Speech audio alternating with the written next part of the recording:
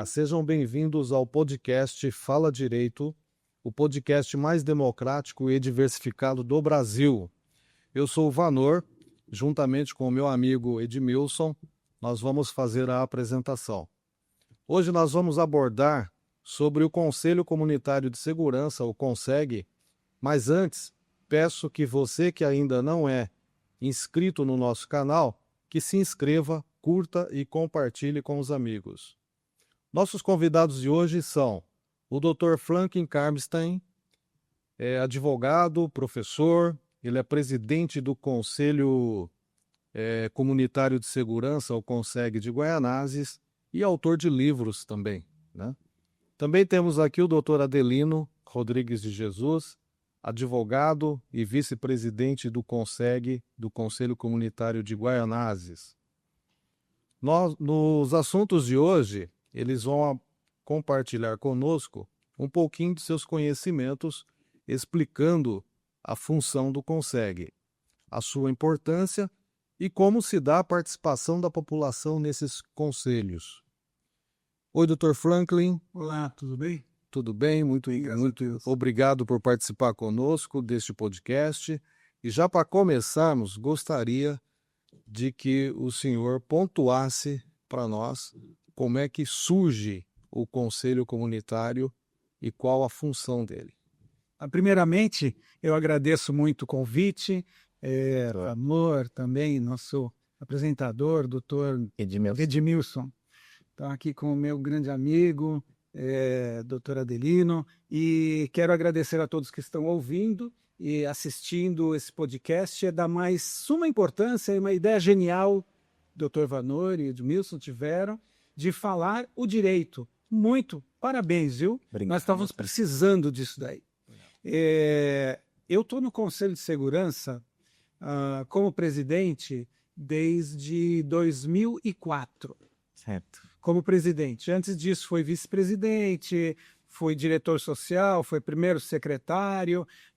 Então, dentro do Conselho de Segurança, eu conto mais ou menos com 35, 36 anos de atuação. Certo. Né? A minha mãe, Ruth Karbstein, ela foi presidente do Conselho de Guaianazes durante 17 anos antes de mim. E ela, digamos assim, praticamente fundou junto os Conselhos de Segurança. Por quê? Porque antigamente, antes do Montoro criar os CONSEGs, existia o GAP, Grupo de Assessoria e Participação do Palácio do Governo do Paulo Maluf. O presidente era Roberto Paulo Richter.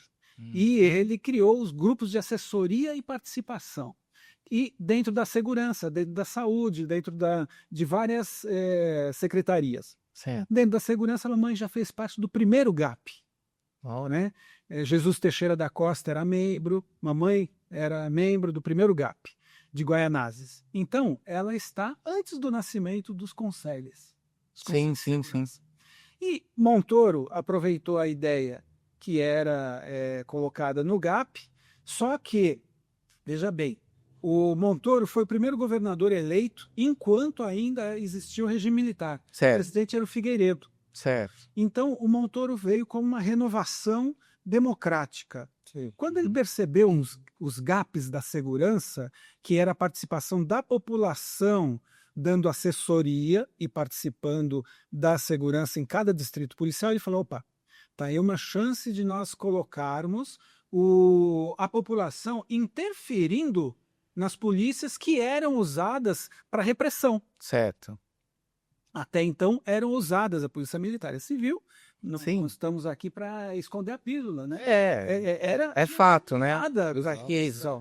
E o Montoro, a ideia, o escopo era, vou colocar a população fiscalizando as polícias militar e civil. Isso era 1982. 82. Já estávamos chegando no finalzinho ali do regime militar, né? Tá. E então, foi nesse contexto que o Montoro pensou os CONSEGs, Conselhos Comunitários de Segurança, para trazer a população para participar, conhecer a atividade da Polícia Militar e da Polícia Civil, ter uma visão interna, digamos, seria uma forma de controle externo da Polícia Militar e da Polícia Civil. diretamente através de lideranças comunitárias, que é a participação popular, escopo do Montoro, Sim. né? E que veio a ser depois a base, digamos, de todos os conselhos municipais criados a partir de então. Tá. Doutor, o governador Franco Montoro criou esse escopo. Hoje, o senhor, com tantos anos de experiência, o senhor pode dizer se deu certo? Muito certo, muito certo. Tá. Eu tenho visto o seguinte: o Conselho de Comunitário de Segurança não tem a mesma, não tem o mesmo objetivo do que o Montoro quis criar.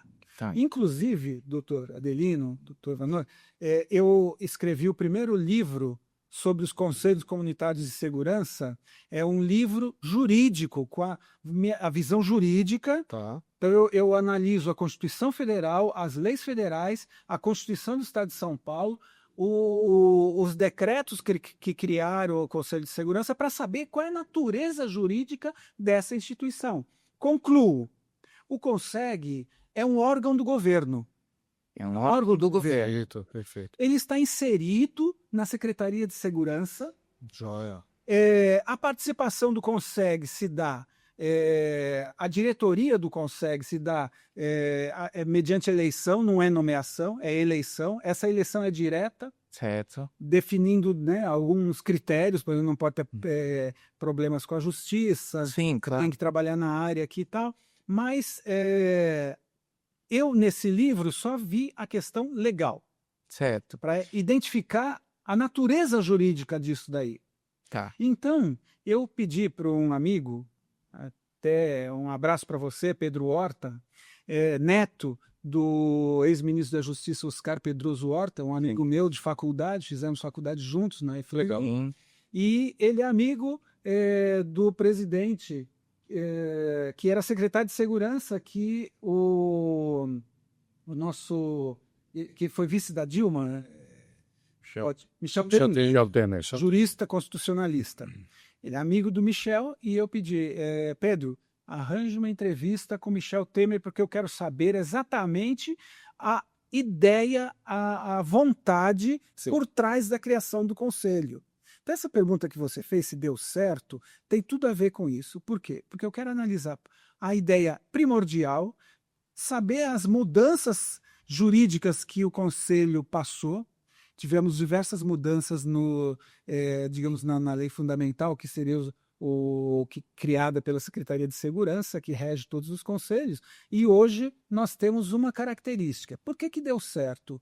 Porque é uma via de participação popular direta, ou seja, democracia direta. Certo. Porque nós vivemos na democracia representativa. Sim, elegemos de 4 em 4 anos um representante. E acabou, vão para casa. Isso. O CONSEG não, é a democracia direta. É como se você estivesse fazendo chamando as pessoas para fazer um plebiscito. O que você acha disso? Você acha daquilo? Consulta. Então, todo mês, a autoridade que manda num determinado território, que é o delegado titular de polícia judiciária, Certo. e o comandante da Polícia Civil daquela região, da companhia ou do batalhão, mais o comandante da Guarda Civil Metropolitana, não é? Isso, agora eles estão presentes, e o prefeito regional também, Sim. né? Estão presentes face a face com a população. Aonde mais você consegue ter um instrumento do Estado fazendo...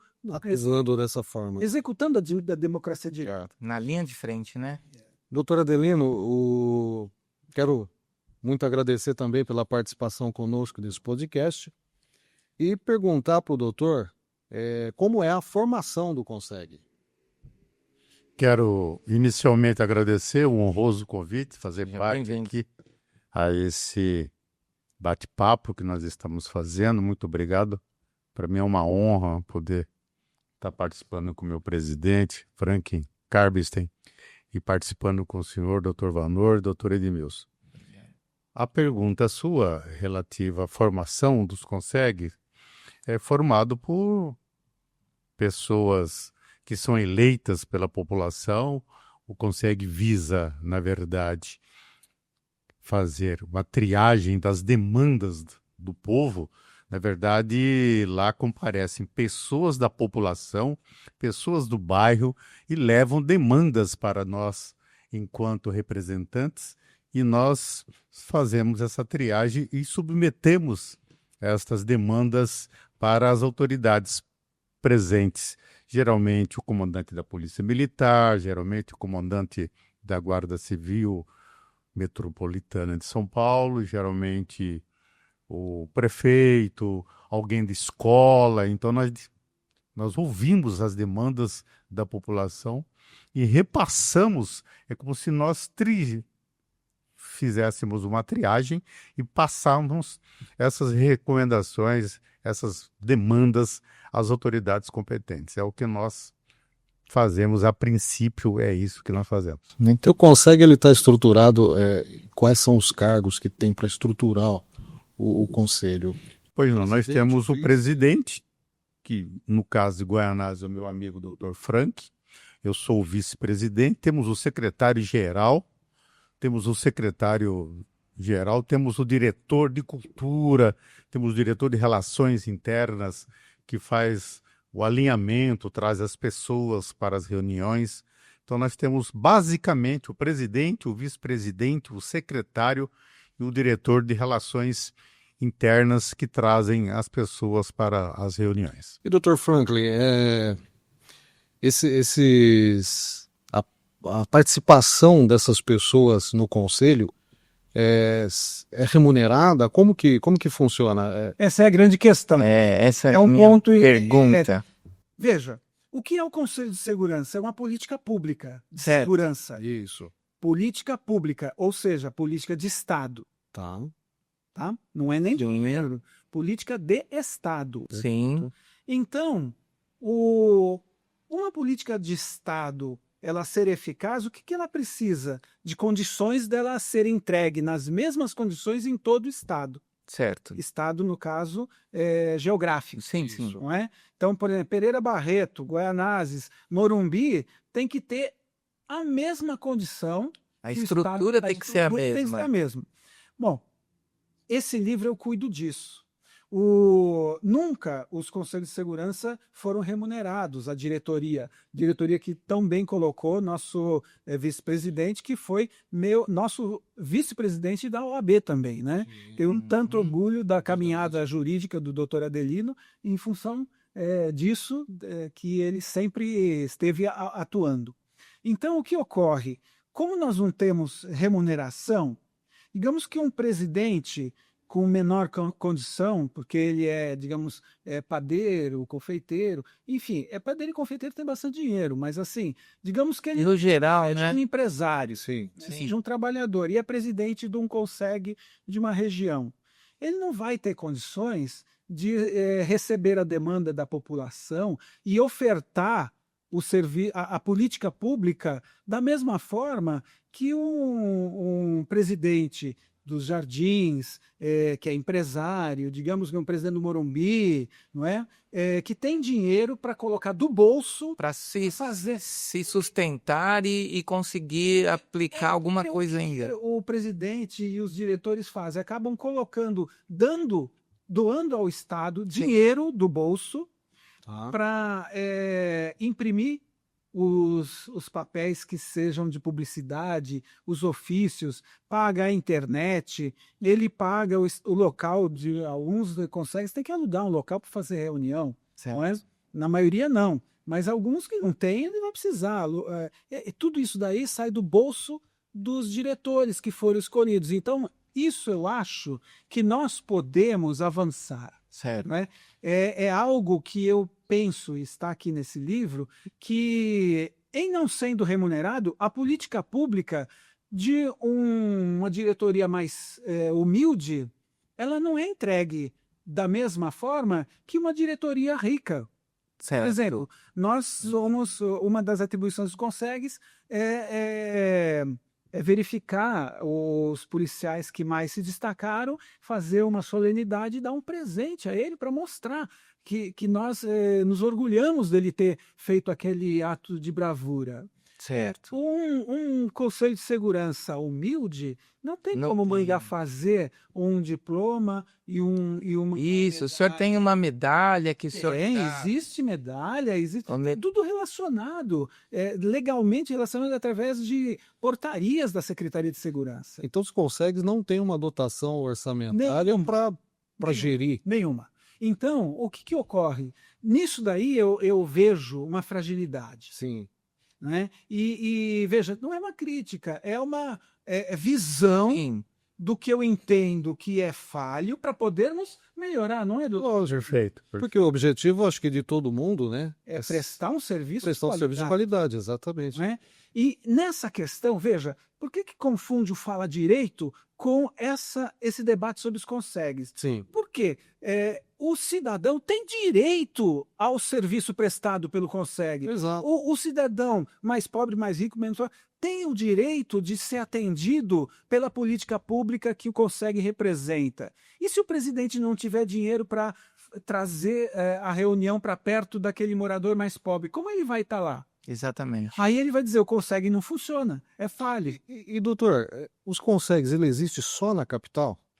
Não, o primeiro CONSEG criado foi no estado de São Paulo pelo governador Franco Montoro. Depois foi, disseminado pelo resto do país. Então, no resto do país. Tá. Inclusive, meu livro está nos anais da Biblioteca do Senado Federal em Brasília. Agora, dentro disso que o senhor está colocando, como que a população fica sabendo das reuniões periódicas do Conselho? Aí que tá. Então, se o CONSEG não recebe verba do Estado, como o presidente vai botar a mão no bolso para imprimir 10 mil panfletos e distribuir na população que é o cliente?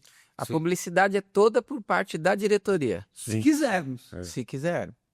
Ou seja, é uma política pública obrigatória, porque política pública é obrigatória. Confiamos. Se eu faço uma política pública na área da saúde, entrego um remédio, ele tem que ser para todos. Certo. O CONSEG é um remédio para tentar curar a doença da criminalidade. Certo. Como eu não vou chamar a pessoa que está sofrendo aquilo e eu não tenho condição de chegar até lá? Não tenho um carro, não tenho uma gasolina, não tenho um ônibus grátis, né, que o Estado diga, não, todo membro do CONSEG tem... Vai ter o passe livre no transporte. Não é? No transporte. Não tem. Como o Estado quer que você pague o que é uma obrigação do Estado? Ele está transferindo de uma forma, digamos, heterogênea, não é? A obrigação que é do Estado ao particular que se doa a isso. Tá. E ainda nessa seara, doutor, os membros do CONSEG, a diretoria, não é remunerada. São duas perguntas, na realidade. Uma, o que leva as pessoas a se candidatarem a serem membros executivos dos CONSEGs, se não são remunerados? Muito bem. Nós temos arraigado na sociedade o trabalho social que sempre permeou a população brasileira, que, ao contrário do que muitas pessoas dizem, são pessoas, a população brasileira, ela é uma pessoa que quer ajudar, a população brasileira tem pessoas que querem ajudar aos outros, mesmo sem ganhar nada. Então, surgiram, por volta dos anos 70 e 80, um fenômeno que era chamado as Sociedades Amigos de Bairros. Sim. Que eram ONGs, sim, com CNPJ, sim. E de pessoas que não recebiam nada para quê? Para pedir asfalto, para pedir. Exato. Exatamente. Exato. Então, essa ideia permeou, na época, a criação dos conselhos de segurança. Entretanto, o conselho foi criado por um decreto do governador. Então, ele não é uma ONG. Sim. O que é criado pelo governo é estatal. Estatal. Perfeito? Não é?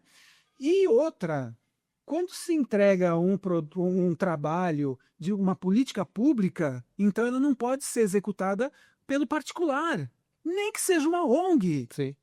Entendeu? Então, o escopo dos conselhos de segurança é ser estatal, fazer parte do Estado. E hoje ele é. Desde que foi criado, faz parte do Estado. Então, o que leva a pessoa a se candidatar? a mesma coisa que levava as pessoas a se candidatarem a presidente de uma sociedade de amigos de bairro, ou seja, Buscar uma melhoria. a vontade pessoal que diferencia os iguais, Sim. não é? Daquele que quer ajudar e daquele que quer ser ajudado. E são as lideranças naturais. Não é? Não, A vontade de servir. não sendo remunerado, o senhor acredita, eu acredito nisso, né? Não sendo remunerado, o senhor acredita que afasta as pessoas de má índole? Porque na minha modesta opinião, os profissionais mais engajados, mais empenhados naquilo que eles se propõem a fazer, são os voluntários. Isso é no mundo inteiro. Eu analiso essa pergunta inteligente, interessante, eu analiso isso no livro. Os senhores, obviamente, operadores do direito, sabiam que até 1973 não se remunerava vereador no Brasil. Exatamente. Era uma atividade voluntária. Totalmente. Muito bem. Bonito isso, né? Não vamos pagar vereador, afinal de contas, não é? Errado. É isso. Quando você não remunera, você cria vamos dizer, um nicho só para os ricos. Ou seja, o cobrador de ônibus quer ser presidente do Conseg e ele tem que estar trabalhando o dia inteiro até sábado e domingo para ganhar a comida para ele e para os filhos. Ele não vai poder ser. Isso daí é uma política pública que afasta os pobres, privilegia quem tem. E acredito que as reuniões sejam feitas no período noturno. São. Né? No caso do exemplo do motorista, né? Se ele trabalha em escala, né? Exatamente, está trabalhando, então ele vai conseguir. E não só. Veja, se nós retrocedermos, nós vamos ao tempo do Império, não é? Que havia participação popular, havia escolha dos membros das assembleias no reinado, só que era um voto censitário. Ou seja, quem tivesse tantos contos de réis podia ser eleitor.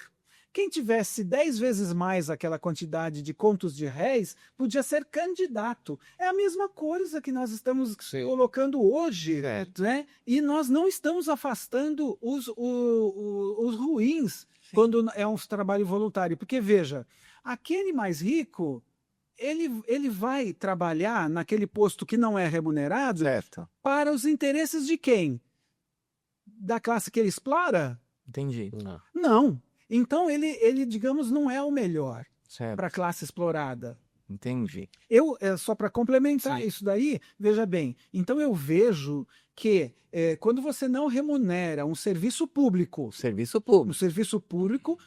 de política pública, você cria um ramo que só pode ser funila, né? por ricos, onde eles vão prestar, por exemplo, um rico pode ser que ele chegue e entenda o seguinte, eu estou dizendo em hipótese, que a favela é a formuladora de problemas. Então, aquele vai trabalhar para a extinção do favelado, para acabar com aquela favela, aquela comunidade pobre, e para proteger os mais remunerados, bem remunerados. Assim. Está errado? Está certo? Não.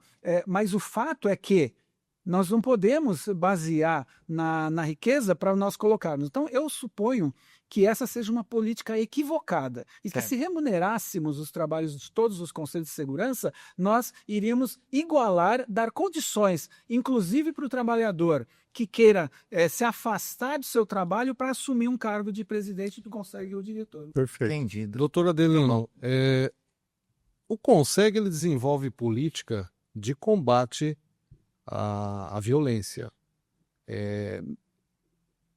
Qual tipo de violência? Só violência física? Psicológica? Como que é? Que tipo de política é desenvolvida pelo Conseg? Na verdade, a princípio, são os furtos, pequenos furtos, são a questão do tóxico, a questão da droga, que é muito pesada. E as pessoas que comparecem até as reuniões do Conseg vão lá buscar auxílio policial para minimizar essa situação nas drogas nas escolas. Nas escolas está havendo muita ocorrência de droga nas escolas. Pancadões. Pancadões é um tema muito rotineiro hoje, presente hoje. As pessoas vão até os consegues reclamar dos pancadões. Os pancadões vêm trazendo muito transtorno sonoro à noite, de sexta, sábado, domingo. Nas vilas, nos vilarejos, acontece muito pancadão. Então, e acontece polícia... mais, pode ser que eu esteja enganado, né? Mas é porque a nossa realidade é assim, acontece mais esses pancadões, fluxo, na rua do pessoal que vai trabalhar no dia seguinte. Perfeito. E aí se começa, salvo engano, um fluxo 4, 5 horas da tarde e vai até 6, 7 horas da manhã do dia seguinte. E aí tem o idoso, tem a pessoa que está descansando para trabalhar, querem acabar com 6 por 1, mas não respeitam aquele que ainda...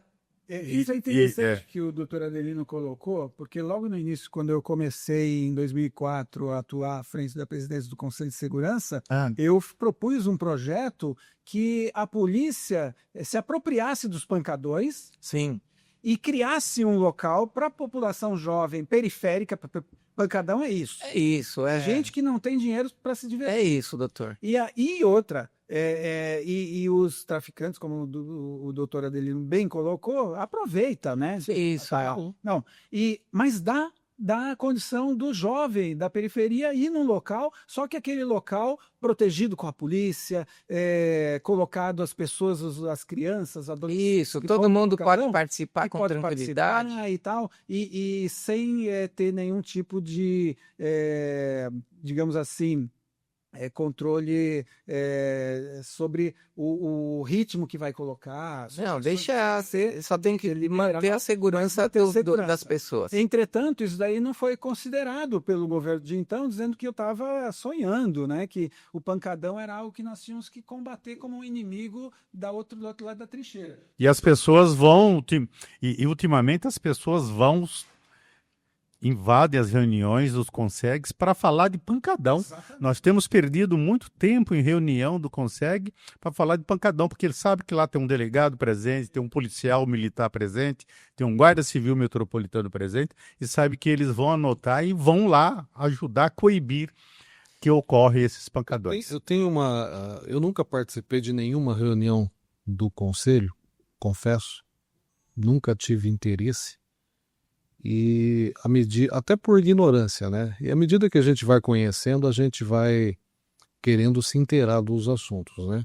Então talvez a minha pergunta não seja a mais inteligente, mas eu acho que é de extrema importância até para outras pessoas que também, igual a mim, não participam.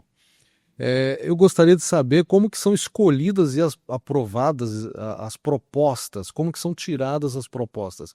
Eu estou imaginando que existe uma reunião onde a população que participa leva uma demanda e daí? O que é feito? Como que é tirado isso? Como que é encaminhado isso? Como que é aprovado? De repente, nós estamos falando da questão do pancadão. O pancadão não tem como... não é prioridade nesse momento, por exemplo, tratar disso. É descartado ou não? Como que funciona? Nesse caso, se me permite, doutor Adelino, todas as reclamações, digamos, na área de segurança que elas são repassadas diretamente ao delegado de polícia, ao comandante da PM e ao comandante da GCM. Tá. Então, nós não fazemos nenhum filtro, passamos diretamente. Não é? Aí o policial vai analisar e vai dizer, olha, isso é aquilo, dessa forma ou da outra. Consegue uma ponte entre a sociedade população e o governo. Digamos, a segurança pública. É uma estrutura que traz as pessoas para fazer a democracia direta, participar da democracia. Como as pessoas não podem diretamente falar com o delegado ou na delegacia, não pode diretamente falar com o comandante, e às vezes a fala na reunião e consegue. Muito mal instruída e tem medo de fazer uma consulta que seja um advogado. Tem gente que acha que para consultar um advogado tem que gastar uma fortuna. Quando nós estamos do lado ali e a gente almoça junto e num bate-papo, de repente você está levando uma demanda. Sim. Agora, existe, por exemplo, algumas demandas que a população vai lá e discute. Por exemplo, demandas de zeladoria, Isso. Oh, Nós, depois da criação dos Conselhos de Segurança, Marta Suplicy e Gilberto Kassab fizeram 2 leis, a Marta Suplicy dizendo que era obrigatória a participação da CET e Gilberto Kassab da GCM e da subprefeitura da época, né, nos Conselhos de Segurança, reconhecendo a legitimidade dos Conselhos de Segurança. Então, o que acontece? Nós recebemos uma atribuição a mais, que é zeladoria. Por quê? Tem a ver com segurança? Não tem? Tem. Por exemplo, se você tem uma rua totalmente sem luz, e ali é que o ladrão vai esconder para assaltar. Exatamente. Então, a população vai lá para dizer, olha, a minha rua está sem luz, a minha rua não tem poste, nós precisamos de iluminação pública, e não consegue, é repassado.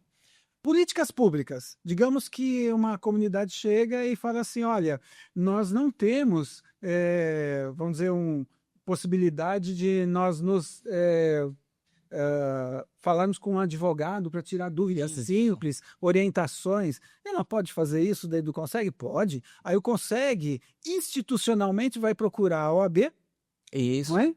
Para fazer um evento, política pública, um evento naquele local. Então, isso daí, sim, isso aí é analisado, essas demandas, elas são analisadas por todos, né, doutor? Colocadas em votação e aprovadas, nós levamos seguir essa... E existem os ofícios também. Essa votação é feita pela diretoria? Não. Não? Pela população? Pela população. Na Assembleia. Na democracia direta. Vocês querem que tal rua seja contramão? Vocês querem que tal rua seja... É isso. Assim, é democracia direta que nós estamos falando. Entendi. É uma riqueza que nós não podemos perder. E chega lá todos os pedidos de toda a ordem. Chega lá para asfaltar uma rua, chega lá para podar uma árvore, chega lá para eliminar um pancadão, chega lá para ficar de olho em traficantes vendendo droga. Então, todo esse pedido, toda essa demanda é encaminhada... É encaminhado diretamente às respectivas autoridades. Maravilha. E qualquer cidadão pode participar das reuniões?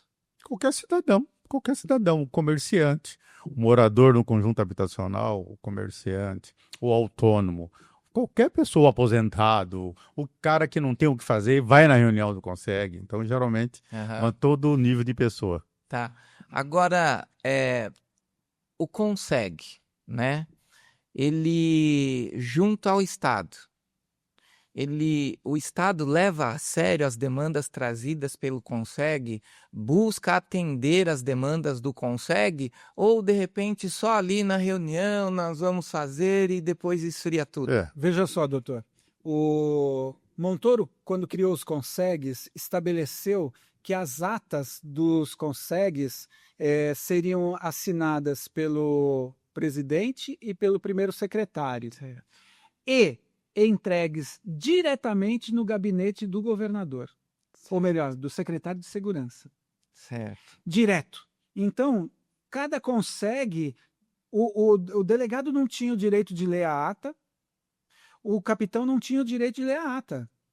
O presidente do Conseg era uma autoridade popular que levava diretamente ao secretário de segurança aquilo que foi decidido na Assembleia das reuniões. Certo. O que conferia ao presidente do Conseg um status e uma importância extremamente grande e necessária. Sim. Ao longo do tempo, obviamente, todo o poder que existe, ele tem oposição.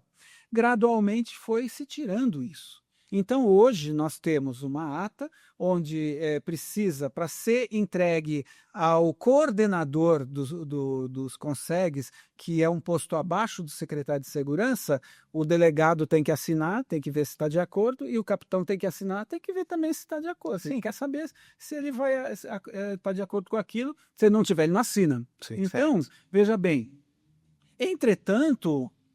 essas atas são levadas diretamente à Secretaria de Segurança, ao gabinete do secretário em tese, porque, na verdade, criou-se uma estrutura muito bem pensada, que é a coordenadoria dos Consegs, porque o secretário de Segurança não ia ter chance de ler todas as atas que vinham. Então, criou-se uma estrutura dentro da Secretaria de Segurança para atender. Nesse sentido, eu digo, o Estado sabe que o CONSEG é um meio muito importante de desenvolver políticas públicas na área de segurança. O que é bom para o Morumbi pode não ser bom para Itaquera. Exatamente. Então, as populações desses locais, eles têm como sugerir políticas públicas e elas são encaminhadas diretamente ao gabinete do secretário através das secretarias. Hoje em dia é feito através online dentro do site da Secretaria de Segurança e então eles ficam sabendo de tudo. Ficam sabendo de tudo. Né? Isso é importante.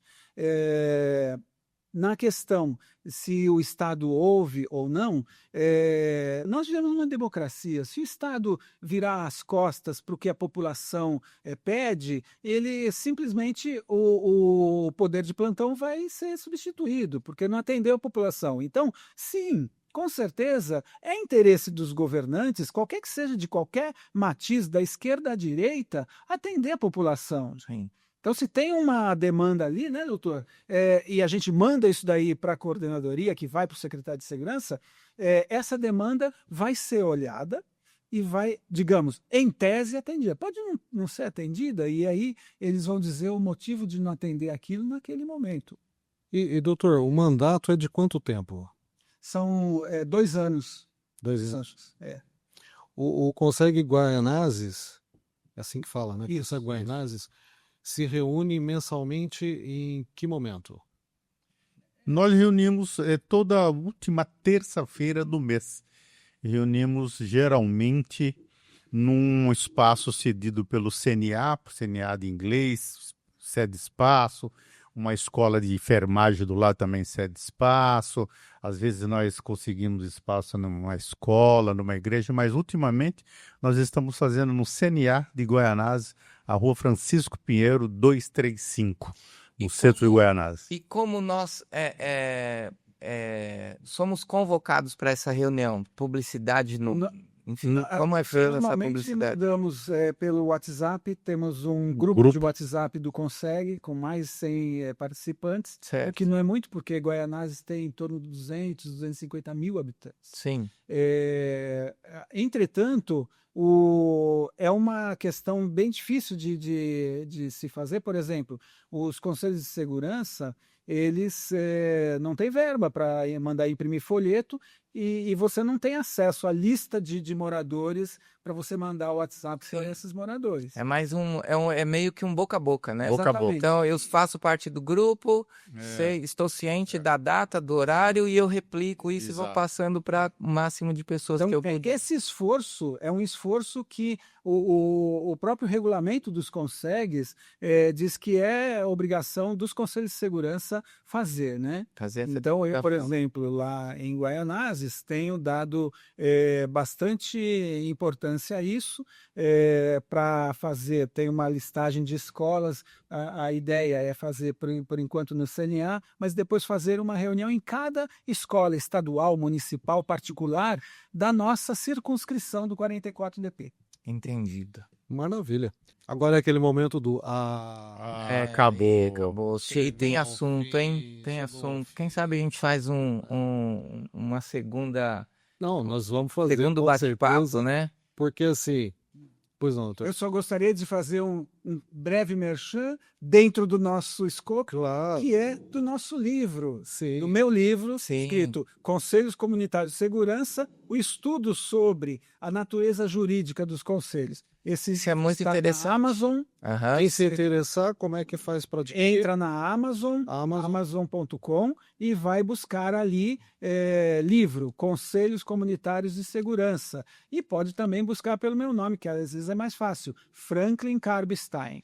E aí o livro tá físico e digital também? Físico e digital. Ótimo. Perfeito. Eu quero agradecer grandemente esses 2 ícones da advocacia pela participação, pelos brilhantes esclarecimentos, e deixo a palavra inicialmente com o Dr. Franklin para suas considerações finais e, na sequência, com o Dr. Adelino para suas considerações finais também. Dr. Vanor, essa ideia, Dr. Edmilson. Essa ideia do podcast Fala Direito é fantástica. Aliás, acertaram no nome de uma forma espetacular, né? Porque Fala Direito tem algumas vamos dizer, visões, né? Ou você fala direito ou você fala do direito. Ou você fala né? Mas, de toda forma, você vai ter que falar direito, porque se você não... Mas falando direito, doutor, foi boa a participação ou não? Foi excelente e eu quero parabenizar a vocês, ilustres advogados, conhecidos, atuantes na nossa região, Obrigado. na Zona Leste, em São Paulo, por ter essa brilhante ideia. E sim que vai decidir honrar ter sido convidado. Prazer é todo nosso. Prazer é nosso. Né? Uma bela estreia. Sim. Quero agradecer esse podcast, quero agradecer a oportunidade concedida a mim e dizer que estou à disposição para outros encontros dessa natureza. Muito obrigado.